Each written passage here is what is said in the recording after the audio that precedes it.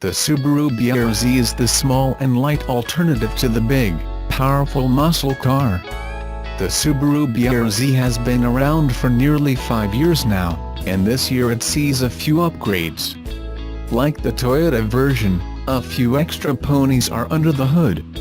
With 5 more ponies than before, it's hard to tell if it really improves the performance. Some different gearing makes it seem a bit quicker. A 6-speed manual is standard and is a quick shifting gearbox. The clutch take-up is a very small area, so it requires a few miles to get used to. The BRZ isn't the quickest RWD coupe one compared to a Mustang or Camaro, but the smaller size makes it seem very nimble and you can easily see out of the Subaru. A new optional performance package adds Brembo brakes, Sachs front struts and rear shocks for an extra $1,195 to the base $27,645 price tag. The brakes are worth the extra money alone. Those brakes haul down the small coupe with authority. The suspension upgrades help in the bends, though the ride is a bit firm. It could have been the different tires, but the Subaru BRZ seems a bit more hushed on the highway than the Toyota 86. Fuel economy is strength of the BRZ. Styling of the Subaru BRZ differs from its Toyota cousin. The Subaru is a bit more aggressive with a small rear wing and rear lower fascia. It's also stylish with the integrated backup lights. The front end is clean and it seems to have shorter overhangs, giving the appearance of a smaller car. Now with LED lighting, there is a cleaner light cluster up front that adds a nice visual appearance. Fog lights are small and nicely tucked into the front lower grille area. With the dark gray paint on the Subaru, it doesn't stand out as much as last week's Toyota version. Still, the Subaru has a more serious look, and the red Brembo brake calipers hint at its sporty nature. If the BRZ Limited isn't flashy enough, Subaru will sell new BRZ-TS that add a lot of carbon fiber bits to dress up the exterior. Subaru has given some attention to the interior of the BRZ. It's, again, not the largest interior, but those sitting up front have decent space. The vision out of the car is surprisingly good, but get used to looking at bumpers of trucks and SUVs. The materials are a nice quality and the leather and Alcantara trimmed seats are a good look. Those seats are a bit stiff at first, but they're comfortable and they hold you in place. Those seats might feel tight for larger drivers and passengers. Back seats are for smaller children and you still might have to move the front seats forward. The one thing this car doesn't have is the eyesight system you can have with other Subaru models. So while it has cruise control, it's not the radar version that keeps a safe speed and distance for you. There is a 6.2-inch touchscreen for the rear vision camera and the radio controls are easy to use. Easy climate control knobs and cool toggle switches add to the sporty vibe inside.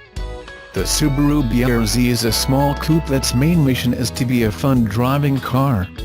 With modest power and easy handling limits, the little BRZ is a delight to drive, and it's novel for the driver to be in charge. Just don't expect a comfy family car with all the bells and whistles.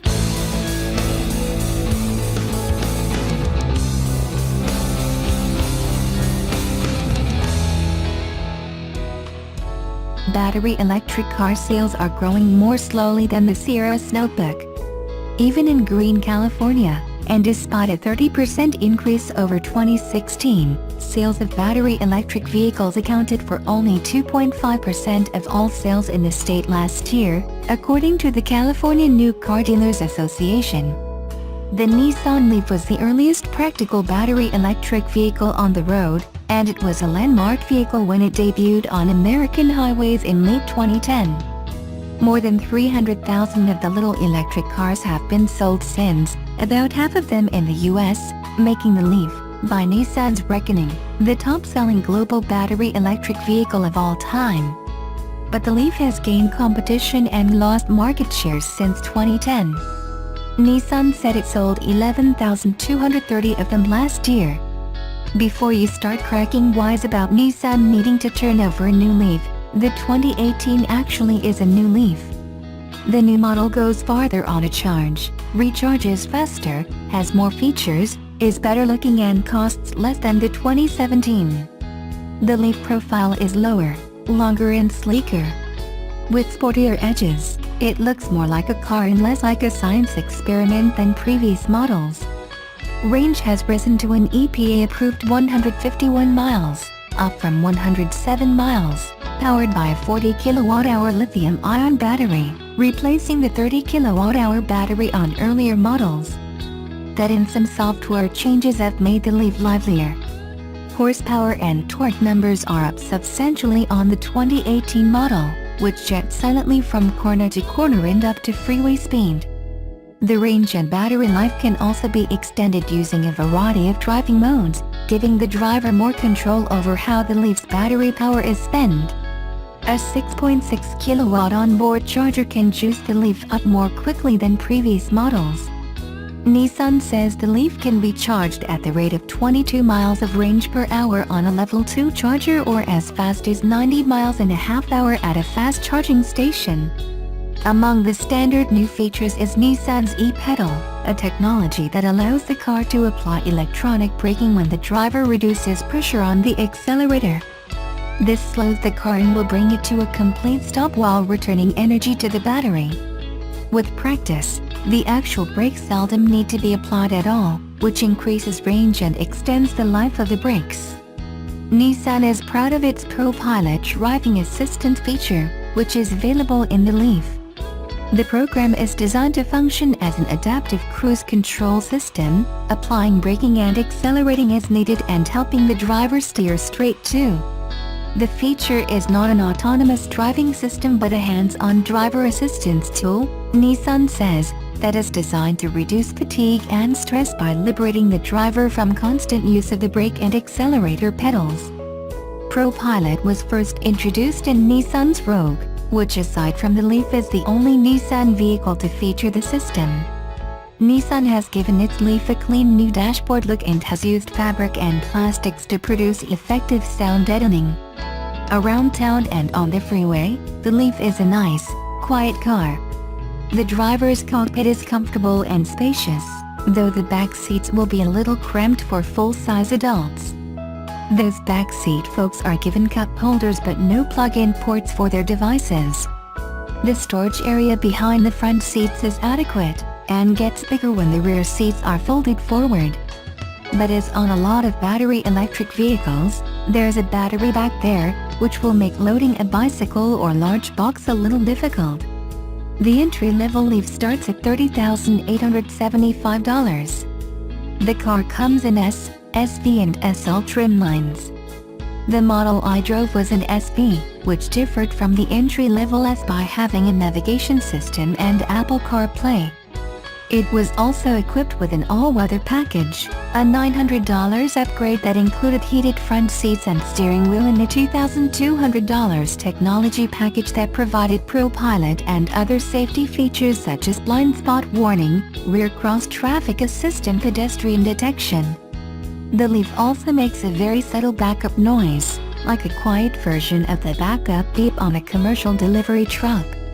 Pedestrians who complain about the stealthy silence of battery electric vehicles will benefit from this gentle warning. Will all of that be enough to reverse the Leaf's sales slide, or get more people revved for driving a battery electric vehicle? Many state and federal jurisdictions offer rebates and tax incentives to BEV buyers. As a further inducement, EPA tests determine that the average Leaf driver will spend only $600 a year on fuel and will save $3,750 in fuel costs over 5 years of driving, and that's if gasoline prices remain stable. That, paired with a reasonably low MSRP on the Leaf, should help a few people become a little more willing to think about giving up their gas habit and going electric.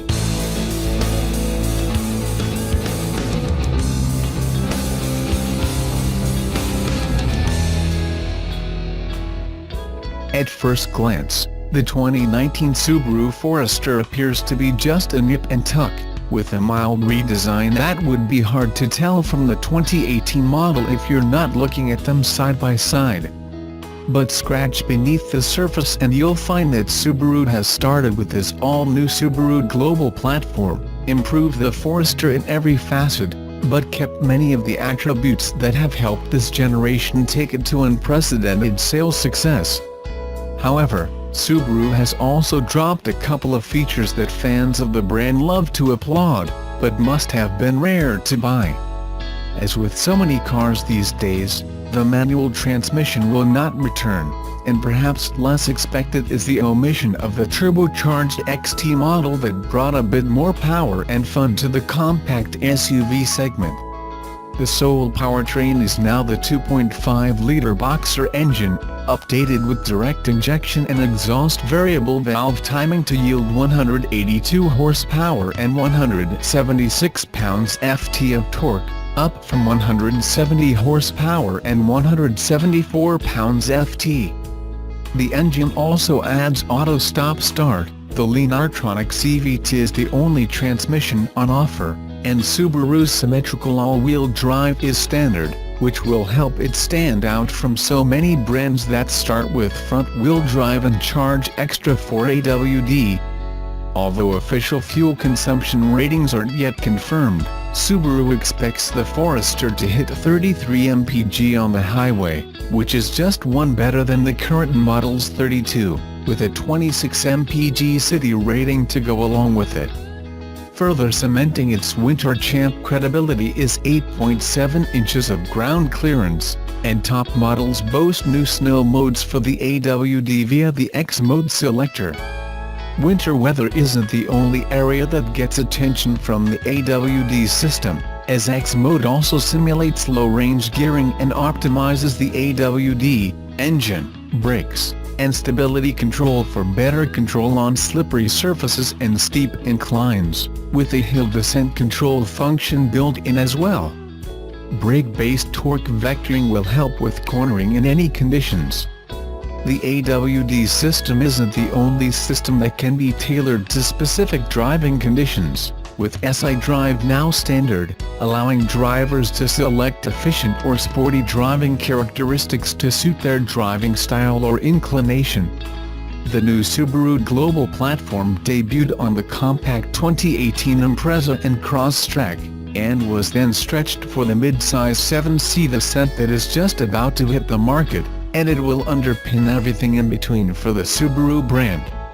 Because it is so crucial for the entire lineup, Subaru has thrown all its considerable resources behind it, and if the Crosstrek is anything to go by, it is a big success.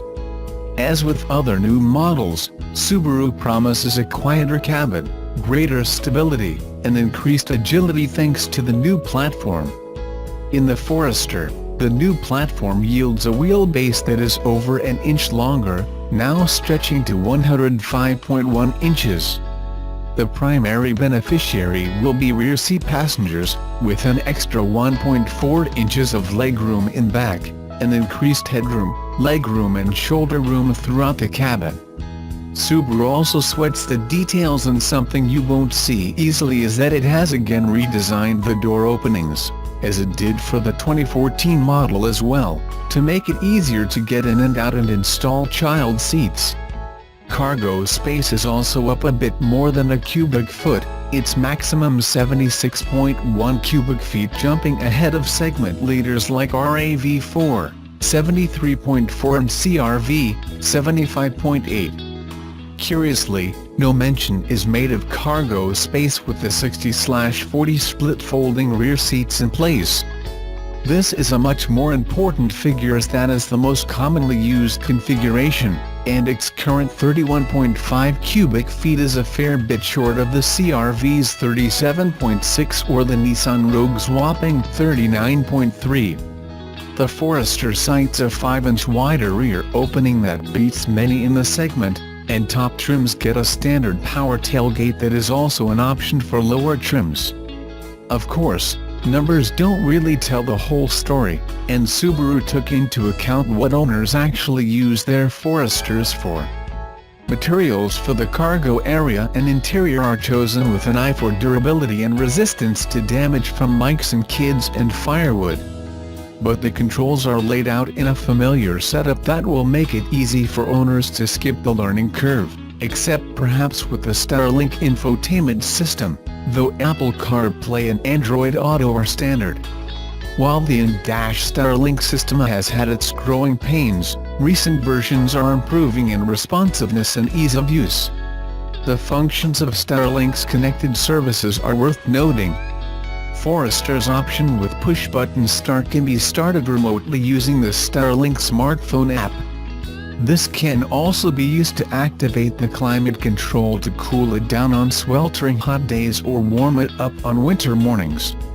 While perks like that are nice, a much bigger deal is Subaru's EyeSight safety suite that's become standard fare in the Forester.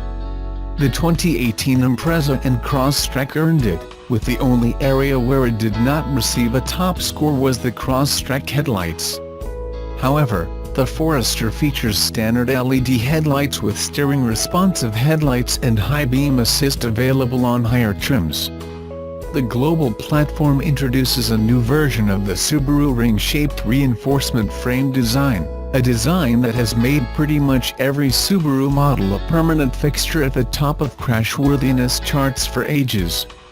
Helping to avoid collisions altogether, EyeSight includes automatic pre-collision braking, adaptive cruise control, lane departure and sway warning, lane keep assist, and pre-collision throttle management if you should need them. While not standard, you can add other driver assist features in Subaru's arsenal: reverse automatic braking and blind spot detection with lane change assist and rear cross traffic alert. Even if you don't load up on parking aids, the Forester's outward visibility carries over mostly unchanged for great vision in almost every direction. A brand new safety system Subaru is introducing on the top touring trim is Driver Focus, a system that alerts the driver of fatigue or distraction. Other vehicles have systems that detect fatigue via steering wheel inputs, but Driver Focus uses facial recognition to catch signs of fatigue or distracted behavior and delivers a 10,000-volt shock to remind you to focus on driving. Okay, it just dings or beeps a warning, but it probably should zap texters and other distracted drivers.